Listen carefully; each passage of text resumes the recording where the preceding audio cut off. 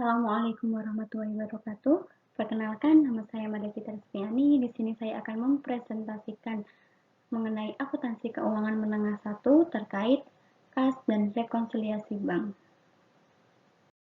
Yang pertama yaitu mengenai pengertian kas. Kas adalah suatu aktiva lancar yang meliputi uang logam, uang kertas, dan pos-pos lain yang dapat digunakan sebagai alat tukar dan mempunyai dasar pengukuran akuntansi. Kas merupakan harta yang paling lancar bagi perusahaan. Di samping paling likuid, kas juga merupakan harta yang paling riskan sehingga perlu dilakukan pengamanan agar tidak terjadi sebuah kebocoran atau kerugian atas perusahaan karena terjadinya sebuah penyimpangan atau kebocoran atas kas tersebut. Perlakuan akuntansi kas dibagi menjadi dua kelompok, yaitu yang pertama kas kecil, yang kedua yaitu kas di bank. Kas kecil adalah uang kas yang ada dalam berangkas perusahaan yang digunakan untuk pengeluaran-pengeluaran kecil, misalnya untuk biaya perangko, biaya materai, atau rumah tangga perusahaan, dan pengeluaran kecil lainnya. Kas kecil dibagi menjadi dua, yaitu Impres Fund System atau sistem dana tetap. Dengan sistem ini, dana kas kecil diupayakan memiliki dana yang tetap, kecuali perusahaan menghendaki perubahan jumlah kas kecil. Misalnya, perusahaan merasakan kas kecil tidak mencukupi kebutuhan yang diperlukan sehari-hari, maka perlu penambahan jumlah kas kecil, atau perusahaan menganggap terlalu besar, maka perusahaan perlu mengurangi. Yang kedua yaitu Fluctuation Fund System atau sistem dana berubah. Metode ini jumlah kas kecil tidak harus tetap, tetapi boleh berubah sesuai dengan kebutuhan perusahaan. Misalnya, pada waktu membuat suatu kebijakan pertama, perusahaan menetapkan jumlah kas kecil 1 juta. Kemudian digunakan sesuai dengan kebutuhan dan perusahaan jumlahnya kecil, dan kemudian diisi kembali. Selanjutnya yaitu kas di bank. Kas di bank adalah uang kas yang dimiliki oleh perusahaan yang disimpan di bank dalam bentuk biliet atau giro, dan kas ini dipakai untuk pembayaran yang jumlahnya besar dengan menggunakan cek. Oleh karena itu, perusahaan perlu mempunyai sejumlah kas tertentu yang disediakan untuk keperluan pembayaran-pembayaran yang tidak mungkin dilakukan oleh kas kecil. Perbedaan cara pencatatan Fluctuation Fund System dan Impres Fund System. Yang pertama, saat pengisian atau pembentukan. Untuk Impres Fund System dicatat petikas pada kas. Untuk Fluctuation Fund System dicatat petikas pada kas. Saat pemakaian kas sistem, Impres Fund System tidak terdapat jurnal. Untuk Fluctuation Fund System dapat dilihat terdapat beban pada kas kecil. Saat pengurangan kas kecil, Impres Fund System dicatat kas pada petikas. Untuk Fluctuation Fund System dicatat kas pada petikas. Saat penambahan kas kecil, Impres Fund System dicatat petikas pada kas, dan Fluctuation Fund System dicatat petikas pada kas. Saat pengisian kembali kas kecil, Impres Fund System dicatat beban pada kas, lalu untuk Fluctuation Fund System dicatat kas kecil pada kas. Selanjutnya kita bahas rekonsiliasi bank. Rekonsiliasi bank yaitu membuat suatu analisa hal-hal yang menimbulkan perbedaan antara catatan perusahaan mengenai simpanan di bank dengan catatan yang disajikan oleh bank. Mengapa catatan perusahaan berbeda dengan laporan bank? Yang pertama yaitu hal-hal yang sudah dicatat oleh perusahaan tetapi belum dicatat oleh bank. Pertama, karena cek beredar. Yang kedua yaitu setoran dalam perjalanan. Yang kedua, hal-hal yang telah dicatat oleh bank tetapi belum dicatat oleh perusahaan. Biasanya yaitu biaya administrasi bank, pendapatan jasa giro, cek kosong, atau kesalahan. Tahap-tahap melakukan rekonsiliasi bank. Yang pertama yaitu bandingkan setiap deposit pada laporan bank dengan deposit yang belum dicatat yang muncul pada rekonsiliasi periode sebelumnya, dan dengan catatan penerimaan deposit yang lain. Selanjutnya, bandingkan cek yang dikeluarkan dengan cek beredar yang muncul pada rekonsiliasi periode sebelumnya dengan cek yang telah dicatat.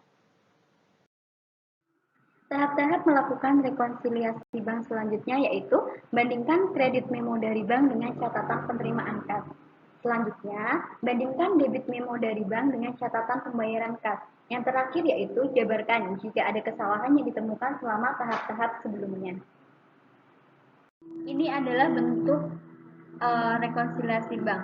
Pada sisi sebelah kiri Saldo catatan perusahaan, yaitu terdapat jasa giro dari bank. Apabila ada penambahan jasa giro, maka ditambah. Apabila ada penerimaan piutang yang belum dicatat, maka perlu ditambah.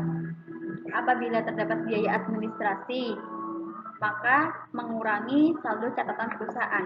Apabila terdapat transfer atau pengeluaran, maka mengurangi saldo perusahaan. Pada sisi kanan terdapat saldo catatan bank, yaitu deposit in transit, outstanding check, koreksi, dan sebagainya. Berikut adalah contoh dari soal rekonsiliasi bank, yaitu perusahaan PT Dirgantara Indonesia mencatat transaksi sebagai berikut. Pertama, saldo kas menurut catatan perusahaan sebesar 1.974.400. Kedua, saldo kas menurut rekening koran bank 2.184.200. Ketiga, cek yang masih dalam peredaran sampai 30 April 2016 nomor 357 sebesar 15.300, nomor 364 sebesar 192.800, nomor 369 sebesar 451.600. Setoran sebesar 510.000 belum nampak pada rekening koran bank. Bank membebani rekening biro perusahaan dengan biaya administrasi bank sebesar 11.200. Cek yang ditarik oleh PT Akbar sebesar 831.200 salah dicatat oleh bagian perusahaan sebesar 813.200. Tanggal 29 April 2016 terdapat seorang customer yang meminta kembali cek yang telah dibayarkan kepada perusahaan pada tanggal 28 April 2016, cek sebesar 77.700. Bank telah menagihkan piutang wesel perusahaan sebesar 175.000. Rekening koran bank menunjukkan pengurangan sebesar 88.800 untuk cek nomor 360 yang seharusnya bernilai 80.800. Diminta yang pertama yaitu buatlah rekonsiliasi bank per tanggal 30 April 2016. Yang kedua yaitu buatlah jurnal penyesuaian yang diperlukan. Mari kita bahas soal di atas. Yang pertama yaitu saldo kas menurut catatan perusahaan, yaitu sebesar 1.974.400.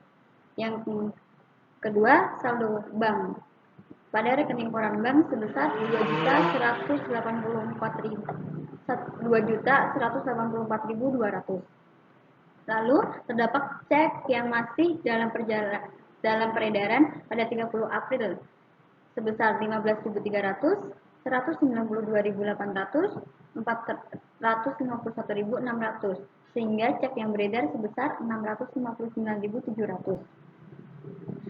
Lalu terdapat setoran 510.000 belum nampak pada rekening koran bank, maka akan menambah deposit in transit pada saldo bank sebesar 510.000.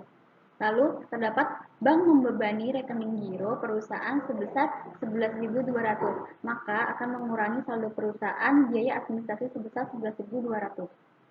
Cek yang ditarik oleh PT Akbar sebesar 831.200 terdapat kesalahan catat, yaitu sebesar 813.200. Maka kesalahan pencatatan akan mengurangi saldo perusahaan sebesar 18.000. Tanggal 29 April terdapat seorang customer yang meminta kembali cek yang telah dibayarkan kepada perusahaan. Cek tersebut sebesar 77.700. Maka cek kosong tersebut akan mengurangi saldo perusahaan pada sebesar 77.700. Bank telah menagihkan piutang wesel pada perusahaan sebesar 175.000. Maka dicatat oleh saldo perusahaan akan menambah penagihan piutang wesel sebesar 175.000. Lalu rekening koran bank menunjukkan pengurangan 88.800. Untuk cek nomor 360 seharusnya dicatat 80.800. Maka kesalahan catat tersebut akan mengurangi saldo bank sebesar 8.000. Maka saldo kas yang sebenarnya pada perusahaan dan bank yaitu Rp2.042.500. Dari contoh soal di atas, maka jurnal yang diperlukan yaitu untuk biaya administrasi bank, perusahaan perlu mencatat jurnal biaya administrasi bank pada kas sebesar 11.200. Lalu, untuk pencatatan kesalahan cek yang ditarik, perusahaan harus melakukan jurnal penyesuaian, yaitu utang usaha pada kas sebesar 18.000. Untuk piutang usaha yang didapat oleh seorang customer yang meminta kembali cek yang telah dibayarkan tadi, maka jurnal yang diperlukan adalah piutang usaha pada kas sebesar 77.700. Yang terakhir yaitu atas piutang wesel, maka perlu dilakukan jurnal kas pada piutang wesel sebesar 175.000. Sekian presentasi dari saya untuk penjelasan kas dan bank. Atas waktunya saya ucapkan terima kasih. Wassalamualaikum warahmatullahi wabarakatuh.